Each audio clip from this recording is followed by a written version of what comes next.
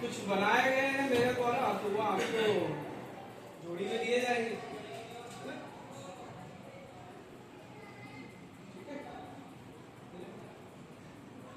ये आपको अभी जो हमारा नया अध्याय है त्रिभुज, तो त्रिभुज क्या होता है आपको सभी को पता है क्या?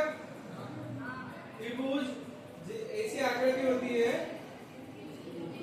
जिसकी तीनों भुजाएं बंद हो, है ना। तो परिभाषा के अनुसार हम क्या बोलेंगे उसको?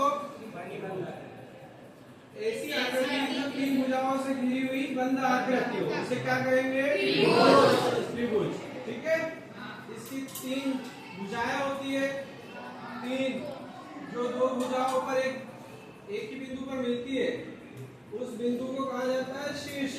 इस प्रकार से तीनों भुजाएं एक दूसरे को जिस बिंदु पे मिलाती है वो बिंदु कहलाते हैं शीर्ष। तो कितने शीर्ष होते हैं? तीन शीर्ष।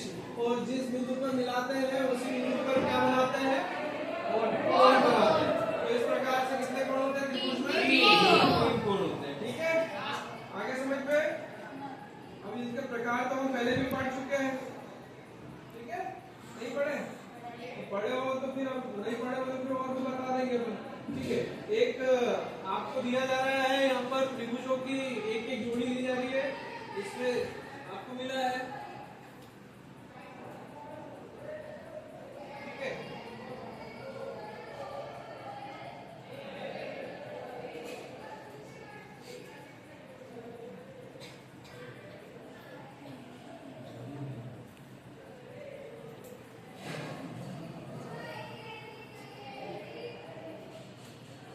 ठीक। अभी आपके पास आ गए हैं, सभी के पास दो दो की एक एक जोड़ी आपको त्रिभुजों की दी गई है मेरे द्वारा, है ना। तो पहला नंबर आपका है, इसमें देखिए कि एक भुजा का नाम बोलो पहले। अच्छा, त्रिभुज का नाम बोलो, क्या है त्रिभुज? नाम लिखा है मैंने, है ना। कैसे बोलेंगे? बोलेंगे क्या नाम है?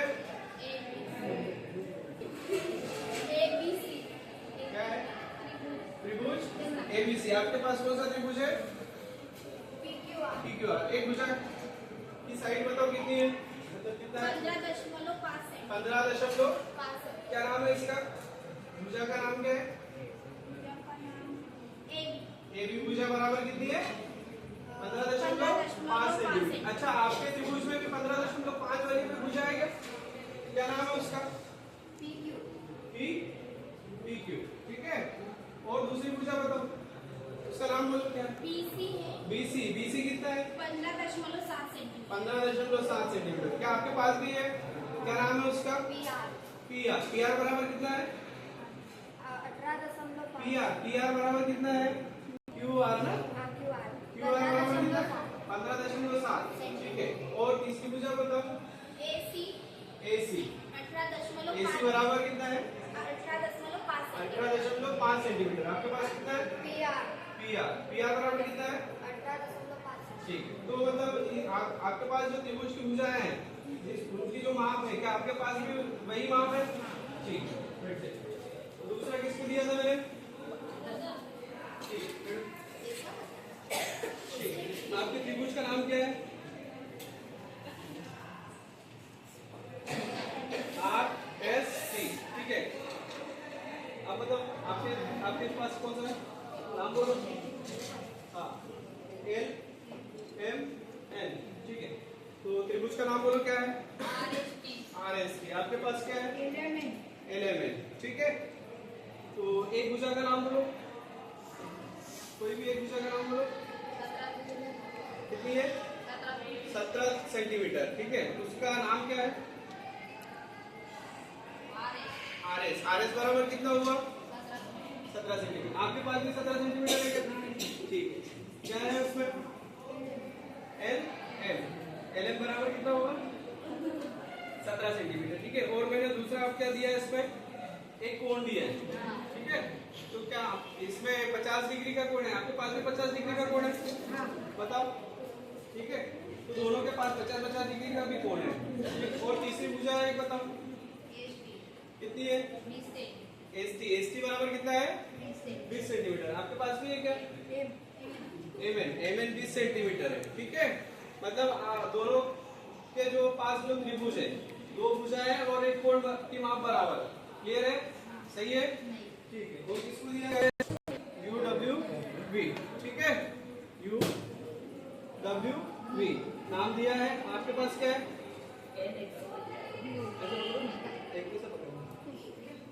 ठीक है, एक्स वाई जेड। ठीक है, तो देखेंगे वहां पर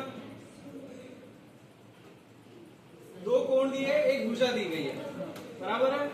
इसमें एक कोण की माप बताओ कितनी है आपके पास? कितना है? कोण की माप कितनी है? 50 डिग्री है। आपके पास भी 50 है क्या? कितना है? 50 डिग्री। ठीक है, दूसरा कोण 95 डिग्री। आपके पास भी है क्या? ठीक है, एक भुजा की माप दी गई है क्या? क्या है उसकी माप? 21 सेंटीमीटर। क्या नाम है उसका? आपके पास क्या नाम है? आपके पास क्या नाम है? X Z. ठीक है, तो दोनों के त्रिभुजों की माप सेम है। क्लियर है? ठीक, इसमें दो त्रिभुज दिए गए, नाम क्या है इसके? Q R S. ठीक है, आर क्यू एस। ठीक है, क्या नाम है इसका? R Q S. आपके पास क्या नाम है? बस बोलो, N N M O N. ठीक है, क्या नाम है? M O N. क्लियर है? अब इस पे 90 डिग्री का कोण है, तो जिस त्रिभुज में 90 डिग्री का एक कोण हो, क्या कहलाता है? समकोण कहलाता है। अब ये त्रिभुज में है तो त्रिभुज का प्रकार क्या हो जाएगा? समकोण त्रिभुज हो जाएगा। ठीक है, तो जो समकोण त्रिभुज होता है उसको इंग्लिश में कहते हैं राइट एंगल। क्या बोलते हैं? Right angle. ठीक है, और जो समकोण बनता है 90 डिग्री का जो कोण बनता है उसके सामने वाली भुजा को क्या कहते हैं? कर्ण कहते हैं। क्या कहते हैं? जो 90 डिग्री का कोण बनाएगा उसके सामने वाले भुजा को क्या कहा जाता है? कर्ण कहा जाता है। ठीक है, बाकी की दो भुजाएं कुछ भी हो सकती है, लंब हो सकता है, आधा हो सकता है। ठीक है, तो उसको एक भुजा मतलब साइड। ठीक है, अब इसमें सबसे पहले आपको बताना है क्या इसमें 90 डिग्री का कोण है? क्या आपके पास भी है? ठीक है, और दूसरा इसका कर्ण कितना है? कर्ण दिया है क्या? 27 सेंटीमीटर। क्या आपके पास भी 27 सेंटीमीटर का ही कर्ण है? ठीक है, और एक दूसरी जो भुजा बताई है क्या है? 16 सेंटीमीटर। क्या आपके पास भी वही भुजा 16 सेंटीमीटर की है? ठीक है, तो सभी ने देखा कि आपके पास जो त्रिभुजों की जोड़ी दी गई है वो आपस में उनकी माप कैसी है? सेम है। अब जो भी आपको खड़े हो जाइए, और जो त्रिभुज दी गए हैं आपको उनको ऐसे एडजस्ट करना है कि वो आपस में एक दूसरे को कवर कर ले।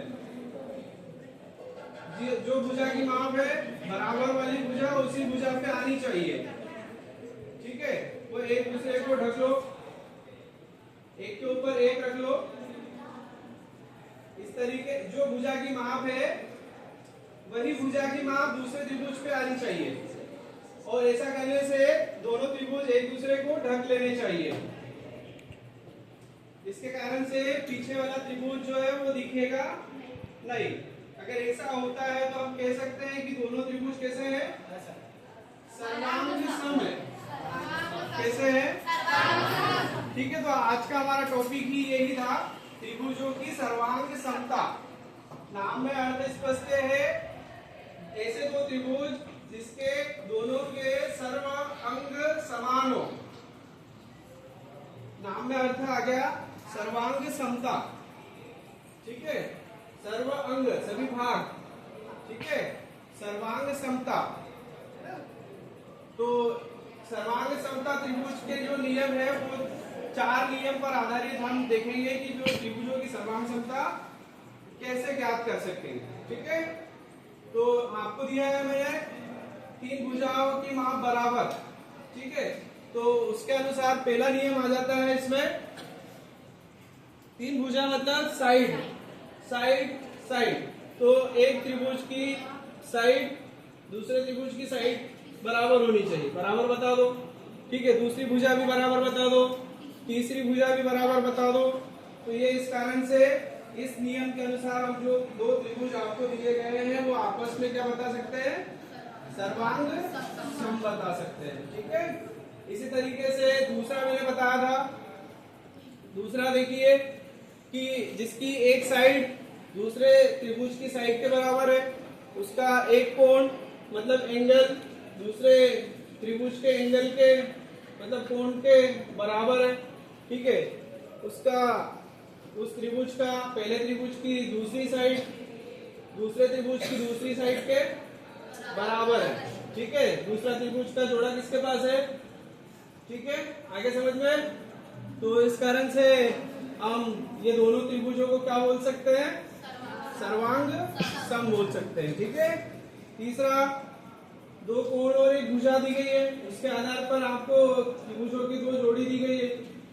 ठीक है, तो उसमें पहले त्रिभुज का एक कोण दूसरे त्रिभुज के कोण के बराबर बताना है, पहले त्रिभुज की साइड दूसरे त्रिभुज की साइड के बराबर बताना है, और पहले त्रिभुज का एक कोण दूसरे त्रिभुज के दूसरे कोण के बराबर बताना है। ठीक है, तो इस कारण से जो त्रिभुज दिए गए हैं वो आपस में हम क्या बोल सकते हैं, उनको सर्वांग सम बोल सकते हैं। ठीक है, चौथा नियम मैंने बताया था जो कि समकोण त्रिभुज में ही लागू होता है। तो उसमें जो 90 अंश का कोण है उसका नाम बताना, वो कितना है, वो दूसरे त्रिभुज के 90 कोण के बराबर बताना। ठीक है, उसके सामने वाली भुजा मतलब कर्ण मतलब एज मतलब हाइपोटेनस, ठीक है, वो बताना, बराबर बताना। ठीक है, और एक होती है साइड, उसमें से दो जो साइड बची है भुजाएं बची है उसमें से कोई एक भुजा दोनों त्रिभुजों में बराबर दी जाएगी, तो वो आपस में बराबर बताना। इस कारण से इस नियम से RHS के नियम से भी हम जो दोनों त्रिभुज दिए गए हैं वो सर्वांग सम बता सकते हैं। ठीक है।